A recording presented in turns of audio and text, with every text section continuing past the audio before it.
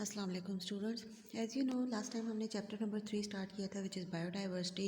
आज हमने डिस्कस करना है basis of classification. Last time हमने क्लासिफिकेशन के बारे में थोड़ा सा पढ़ा था, इंपॉर्टेंस पढ़ी थी बायोडाइवर्सिटी की। तो आज बेसिस ऑफ क्लासिफिकेशन पढ़नी है। बेसिस ऑफ क्लासिफिकेशन क्या है? Classification is based on relationship among the organism and such relationship is got through the similarities in characters.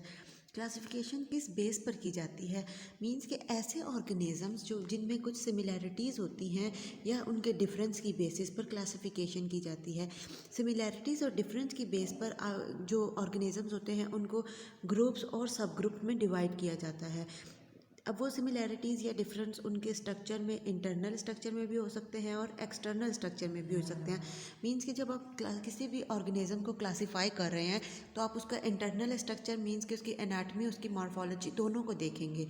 तो उसको फिर उसके अकॉर्डिंग जो सिमिलर करेक्टर वाले होंगे वो सेम ग्रुप में होंगे और जिनके करेक्टरिस्टिक्स ज़रा डिफरेंट होंगे तो उनका ग्रुप सब ग्रुप चेंज होगा। तो इस बेस पर क्लासिफिकेशन की जाती है डिफरेंट ऑर्गेनिजम्स की। ऑर्गेनिज्म में एज यू नो आपको पता है प्लांट्स, एनिमल्स वगैरह सब आ जाते हैं, micro organisms. Taxonomic hierarchy. Taxonomic hierarchy, the group into which organisms are classified are known as taxonomic categories. ऐसे ग्रुप जिनमें ऑर्गेनिजम्स को क्लासीफाई किया जाता है उन ग्रुप्स को कहा जाता है टैक्सोनॉमिक कैटेगरी या फिर टैक्सा, उनके लिए टर्म यूज़ होती है। टैक्सा क्या होता है? एक लैडर लाइक स्ट्रक्चर बनता है, मीन्स के एक लैडर आप कहते हो सीढ़ी को, ठीक है? तो एक सीढ़ी की तरह से स्ट्रक्चर बनता है जिसको टैक्सोनॉमिक हिरार्की कह सकते हो।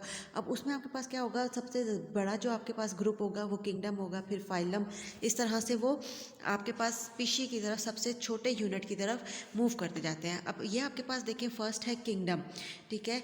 किंगडम क्या होता है? आपके पास के कोई भी ग्रुप हो आपके पास क्लासेस का, जिसमें आपके पास जैसे हम कह सकते हो किंगडम एनिमेलिया हो गया, किंगडम प्लांटी हो गया जिसमें सारे प्लांट्स होंगे, एनिमेलिया में सारे एनिमल्स होंगे।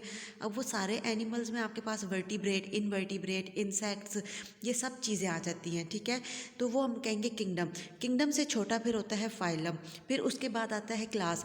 मींस के एक आपके पास ग्रुप है किंगडम, उसके बाद ये जो उसके phylum, class, order, family, genus, species, ये सारे उसके सब ग्रुप्स हैं। मींस के छोटे यूनिट की तरफ आते जाते हैं और एंड पे आ जाता है स्पीशी, ठीक है? अब इसमें देखें आपके पास क्लासिफिकेशन हायरार्की ऑफ ह्यूमंस।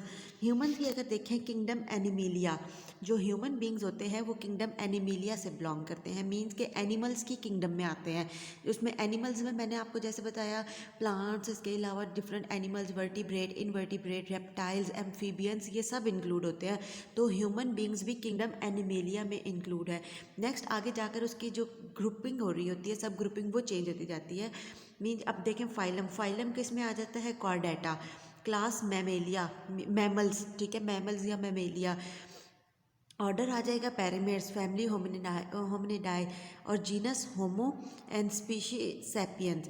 तो ये आपके पास किस चीज़ को? होमो सैपियंस, ये आपके पास होता है scientific name of human beings.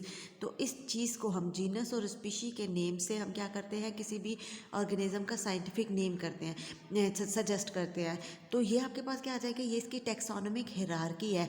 Means के सबसे बड़ा ग्रुप हो गया, फिर उससे छोटा ग्रुप, आहिस्ता आहिस्ता उसके सिमिलर करैक्टर्स को एक तरफ से क्लासिफाई कर रहे हैं। नेक्स्ट है species basic unit of classification. जो स्पीशीज़ होती हैं वो बेसिक यूनिट होती है क्लासिफिकेशन का, मींस कि उसकी बेस पर क्लासिफिकेशन की जा सकती है। अब जैसे आपके पास हो गया कैट, हो गया डॉग, हो गया, ये दो अलग अलग स्पीशीज़ हैं। सेम इसी तरह से क्या हो गया, हॉर्स और डोंकी, ये अलग स्पीशीज़ हैं। अब इसमें आपके पास क्या हो जाएगा कि जो हॉर्स और डोंकी है ये अलग स्पीशी है। इसमें हम नेक्स्ट इसकी फॉर्मेशन से देखेंगे म्यूल्स किस तरह से बनते हैं। लेकिन स्पीशी की डेफिनेशन आप लोगों को पता है क्या होती है? Species is a group of organism which can interbreed freely among them and produce fertile offspring.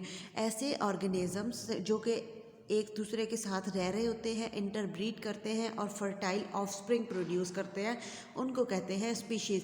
Each species has its on character structure.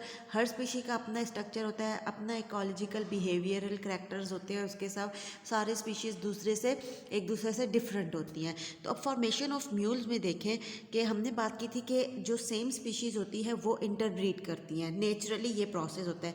लेकिन अगर आर्टिफिशियली देखा जाए तो म्यूल फॉर्मेशन किस तरह से होती है? जिसमें मेल डोंकी होगा, ठीक है, और फीमेल हॉर्स मेयर, ठीक है? अब ये आपके पास दो अलग अलग स्पीशीज़ हैं, डोंकी अलग स्पीशी है और हॉर्स अलग स्पीशी है, लेकिन ये जब इनको आर्टिफिशियली रिप्रोड्यूस करवाया जाता है, इंटरब्रीड करवाया जाता है, तो उसके रिज़ल्ट में म्यूल प्रोड्यूस होता है। म्यूल कहते हैं खच्चर को, जो कि इनफर्टाइल होता है। अब दो अलग अलग स्पीशी है, मीन्स उसमें नंबर ऑफ क्रोमोसोम्स डिफरेंट होते हैं, उसकी फॉर्मेशन से इनफर्टाइल म्यूल प्रोड्यूस होता है। तो ये आपके पास हो जाएगा basic classification, basic unit of classification. अब नेक्स्ट आपके पास असाइनमेंट क्या है, आपने ये बताना है कि जो म्यूल्स होते हैं वो इनफर्टाइल क्यों होते हैं। जैसे मैंने आपको बताया, जब स्पीशीज़ होती हैं, सेम स्पीशी इंटरब्रीड करती है तो फर्टाइल ऑफस्प्रिंग प्रोड्यूस करते हैं। अब यहाँ पर जो म्यूल किसकी फॉर्मेशन से हुआ था, टू डिफरेंट स्पीशीज़ की इंटरब्रीडिंग के बाद म्यूल की फॉर्मेशन हुई थी, तो म्यूल इनफर्टाइल होगा। तो उसमें क्या रीज़न है, तो ये आपने इसकी एक रीज़न देनी है। ये आपकी असाइनमेंट है, जब आप स्कूल आएंगे ये असाइनमेंट आपने सबमिट करवानी है। आई होप सो आपको ये समझ आ गया होगा। नेक्स्ट हम अगले लेक्चर में kingdom of history of classification system पढ़ेंगे। अगर इस यहाँ तक आप लोगों को कोई कन्फ्यूजन है तो आप पूछ सकते हो। ओके स्टूडेंट, थैंक यू, अल्लाह हाफिज़।